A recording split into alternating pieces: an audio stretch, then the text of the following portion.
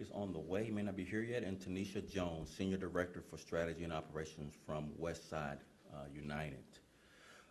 Before we get started on the topic, I want to just comment briefly, and it's all I'm going to say about these two comments about Chief Yolanda Talley and the recent arbitration on the vaccine mandate. Get those comments out of the way.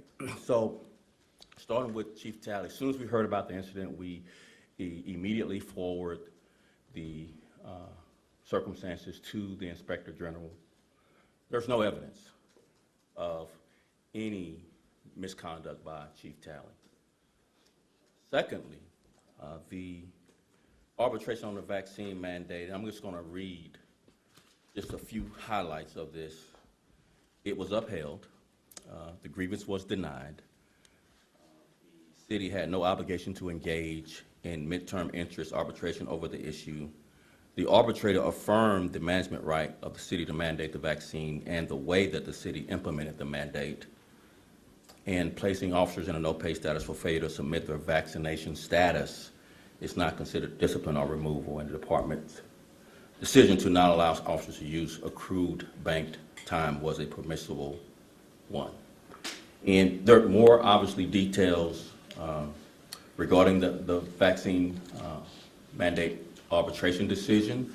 The last thing I'll say about that, though, is the first shot, according to the arbitration, it needs to be by March 13th for officers who are not vaccinated, and the second shot by April 13th. So in the arbitration, the first shot is mandated by March 13th, 2022, and the second shot by April 13th, 2022. For those who file medical and or religious exemptions by or before December 28th, the first hearing date, they will have 6 weeks from being notified of their denial to become vaccinated. For employees who established that they have made a good faith attempt to obtain the vaccine by 3/13 but were unable to do so, the department is going to extend the deadline for any kind of reasonable circumstances for a short period so they can get those done, and that'll be done on a case-by-case basis. So 2 weeks, primarily about 2 weeks to get the first shot, and then, as I mentioned, by April 13th, a month later, the second shot, 2022.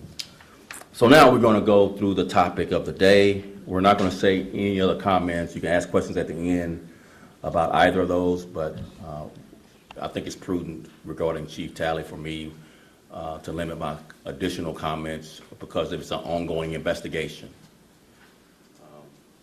So we don't have any evidence that Chief Talley did anything wrong, but we did forward all of the circumstances to the Inspector General for their full and complete investigation, and we'll defer any other comments until that investigation is completed. So now, good morning.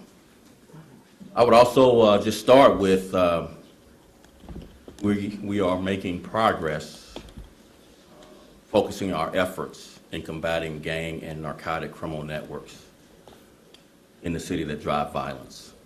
And I would like to thank the community members for being here. As I mentioned, Pastor James Brooks of Harmony Community Church and the Lawndale Christian Health Center, and Tanisha Jones of the Westside United.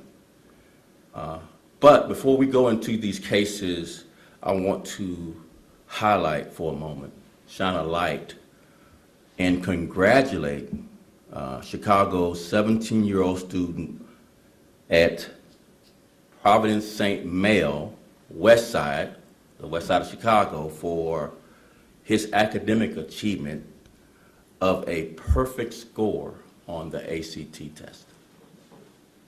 Perfect score. Westside kid. That's something to congratulate them on and encourage. So I want to highlight that student. I have no doubt his success, and this is an African-American male student. I have no doubt his success is due to the nurturing and support he received from his family, his school, and his Westside community. I think this achievement. I know there's been some news coverage of this. I think he deserves much more news coverage that he's received. I also have no doubt that this outlook is proof positive that his score on how we provide opportunities for our children when we pour love and guidance into their lives. Now, to these cases that we are going to highlight today regarding gang, guns, and drugs, homicides, carjackings, and organized retail thefts. Over the past 2 weeks, CPD's Bureau of Counterterrorism made more than 24 arrests in 3 separate takedown operations on the west side involving known gang members who were involved in illegal narcotics and guns that drive violence. These gangs were the Gangster Disciples, the Vice Lords, the Black Souls, and the Black Disciples. In each of these operations, officers were able to make arrests in areas where the sale and distribution of narcotics and guns were major contributors to violence.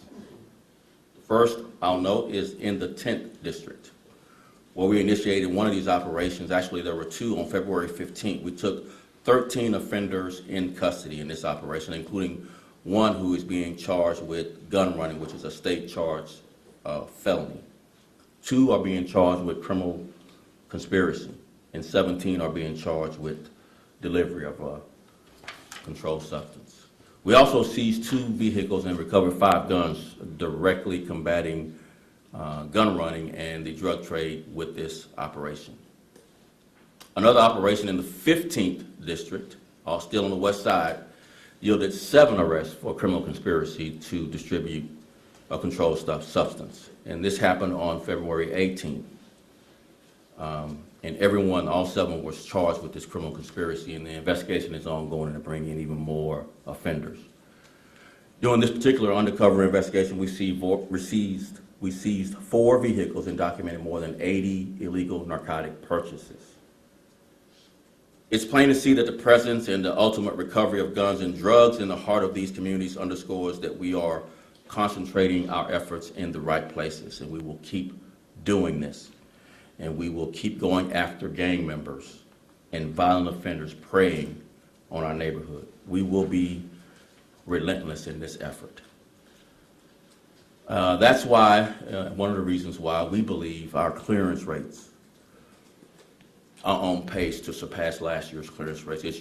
We noted, last year we cleared more homicides than we have in over 19 years, and our clearance rates ended over 50%. Slightly over 50%. As of today, we've cleared 50 homicides so far in 2022, outpacing last year's 19-year record. At this point last year, it was 37 homicides cleared, so 50 homicides cleared so far this year, compared to at the same point last year, 37.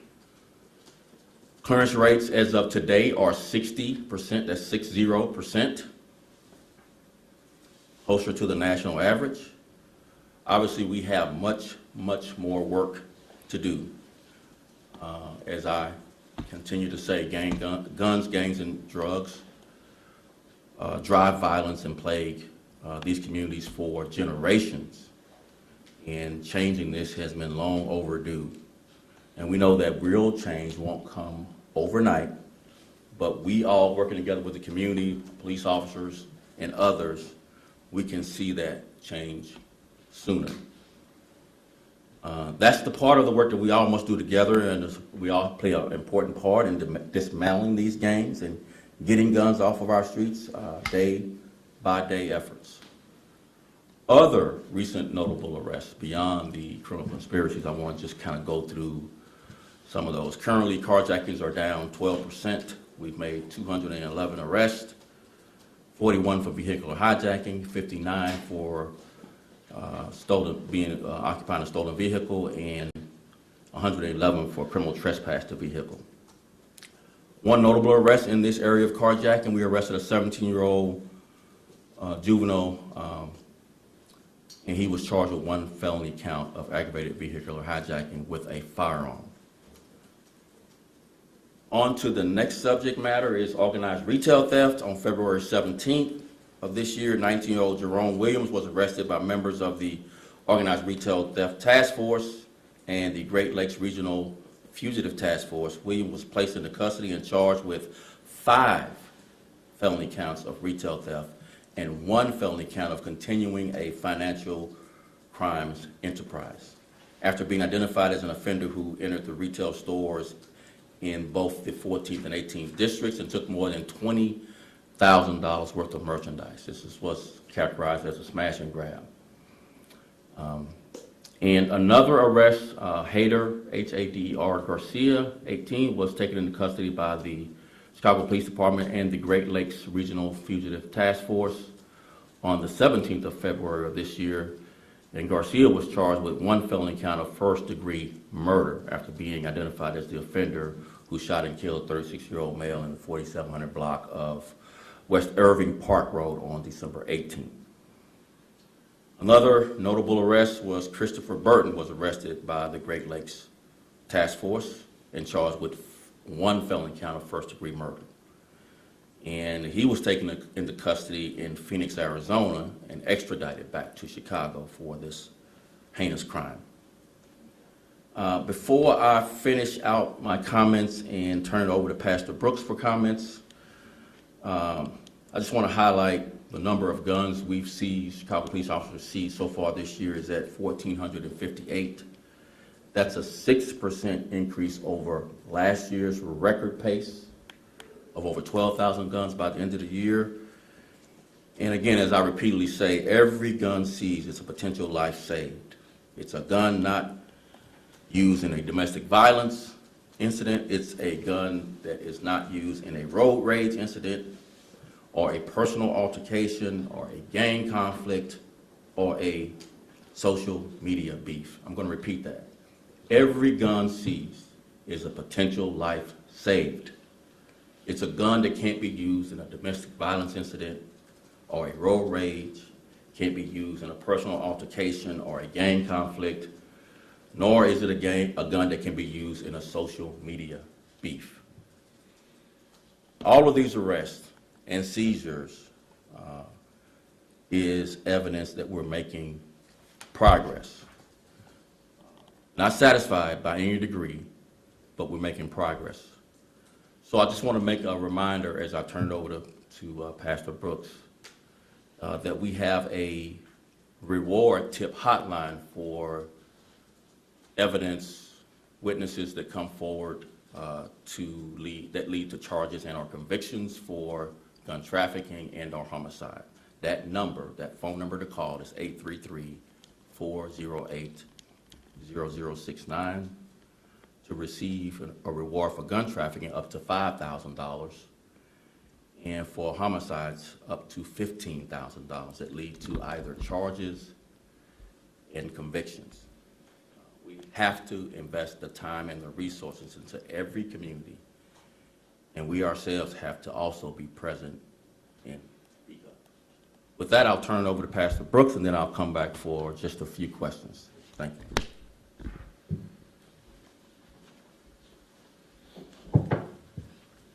Hello, my name is James Brooks. I am senior pastor at Harmony Community Church in North Lawndale, and I also have the privilege of serving as the CEO of Lawndale Christian Health Center. I want to start my remarks from my heart. First of all, thanking Superintendent and all the police that help protect and keep us safe.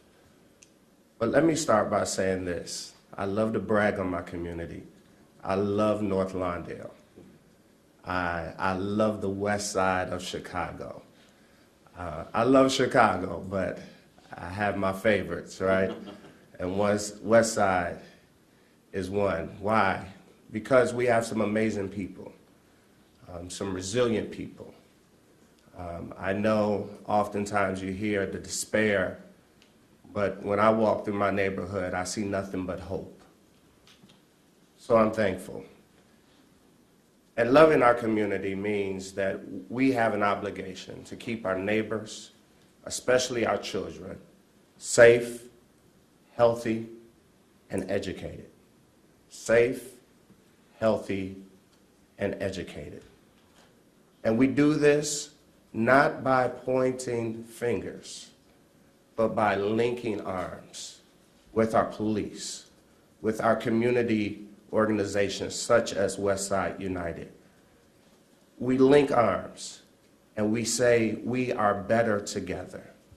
For two are better than one, for they help each other succeed.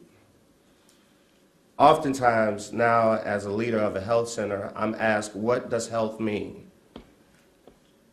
Some people think that health is only what happens in the exam room.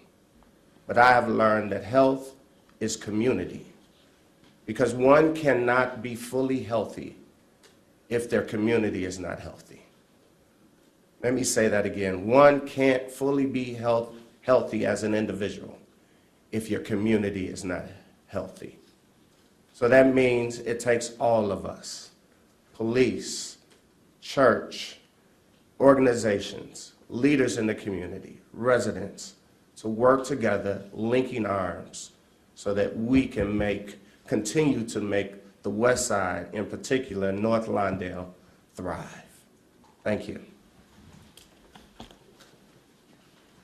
I'll take a few questions, but before, I just want to reiterate a big shout out to the 17-year-old student who got a perfect score on the ACT test recently here at Providence St. Mel School there on the west side. Just wanted to highlight that before we start taking questions again.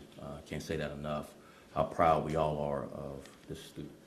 So I'll take the first question, yes. Superintendent, on the vaccine, Yeah. I know you have until March 13th to bring officers along who haven't gotten the shot yet, but I'm trying to get a sense of where we're at. Do you have a sense, if you take out the people who have their first shot, the people who have an exemption, how many officers would be facing no pay status if the deadline was tomorrow? So our experience is, and we've had an experience with this since October of last year, is there are some officers who took the vaccine immediately, who are already vaccinated.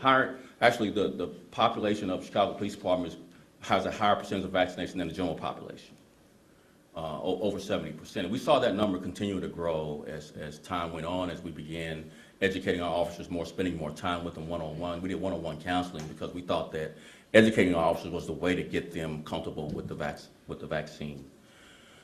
So, instead of creating some kind of controversial remark regarding how many officers would go into no pay status, I would much rather talk about this in this way. Our officers are smart. They have families, and they risk their lives for all of us. And we ought to give them their due respect, like we have, in making this tough decision if they have apprehension about the vaccine. We've educated, over-communicated all of the frequently asked questions regarding whatever concern you may have. I think we're at the point where I would be very surprised if we didn't have a very small subset of officers that don't comply with this arbiter's decision. I really would be very, very surprised. We have a group that need to take the vaccine based on this current order, but I have confidence that most will, and that very few won't. And if I can ask a follow-up, then I'll let my colleague. Do you see any issue or contradiction with enforcing this mandate at the same time that the city is saying we don't need a vaccine mandate for bars and restaurants and gyms and that sort of thing? Not if you use your common sense and know why are we now able to not wear a mask, and it's because more people got vaccinated, that more people complied with social distancing, masking, et cetera, et cetera. So the reason why, if you use your common sense, is because more people got vaccinated, more people complied with masks and social distancing and the like. So I don't see a conflict. I see this is the reason why we're able to lift some of the restrictions. All right. Next question. Thank you. Dave Strib, sometimes. Yeah. It looks like you gave Chief Talley a favor regular people wouldn't get when you did an in-contract hire. Did you make that decision, and why? And the officers who were involved were taken off the street a short time after. We're just curious. So you're not going to listen to me when I say I'm not going to make any further comment about an ongoing investigation. You're just going to do your own thing. I appreciate your adversarial nature, but I'm going to stick to the prudent position that it should be fair to everyone not to comment on an ongoing investigation and tip the scales either way, particularly from my position on the facts. I know there is gossip, rumor, and innuendo, but I think even your profession has to give pause to rumor, innuendo, before facts are revealed. I mean, I'm sure you have opinions, and maybe your question was based on sources' opinions, but opinions are not facts. You're entitled to your opinion about what may or may not happen, but the facts will be revealed when this investigation is completed. And of course, I wasn't on the scene to make any of these decisions. The officers made those decisions, and I have yet to see anything to show me that, like I mentioned in my comments, that I'm not going to go further on, that there was any misconduct. But nevertheless, we need an independent third party to look at all the facts so that we can all have assurance that it was reviewed from an independent way, independent from CPD, by the Inspector General. And the outcome, we then at that point will have further discussion once the outcome of the complete investigation. Superintendent, earlier, before the arbitrator's ruling, and you alluded to it, the department offered counseling sessions with officers who were, hesitant to get the vaccine. Are there going to be any different or new strategies going forward between now and the deadline as a way to encourage officers who still might be hesitant to? I think we'll continue to communicate, but there won't be any delay to this order. The 13th is that date. Now, might there be some delay in actually getting the vaccine based on I made my appointment, et cetera, case by case? As I mentioned, we'll take those into consideration if there's a delay that out of the control of our officers trying to get the vaccine and comply with the March 13th date. Superintendent, if I may, the new COPA chief was Yes. just approved yesterday by the city council. This is the same woman, Ms. Kirsty, who recommended the suspension of Ella French after she died. Can I get your thoughts on that approval, on that decision? So if you've been around me long enough, I've been almost 21 months here now on the job, so I try to not, add any kind of gasoline to a fire of controversy. I think it's prudent for me, at least to make an attempt to be moderate, level-headed, and not add to things that may have caused conflict for whatever reason. I would just say this to that question. I personally believe in oversight. I think COPA serves an important, critical role in our oversight. And, again, I think the process of approval was thorough. I thought it was fair. And we all, me included, accept the outcome, and we'll move forward. That's my answer. Thank you, Superintendent. Last question. So I know you're not gonna like this, and I think I know your answer, but does it raise? No, you may not like it. Well, that sounds like great things. Yeah, that's why I'm sipping this tea right now. Go ahead. Does it raise any red flags for you that reportedly the confidential informant in the Anjanette Young case was arrested in the car of Chief Talley? So I think this is important for this message to get clear to those sources that reveal that information. It is very dangerous. It is unethical.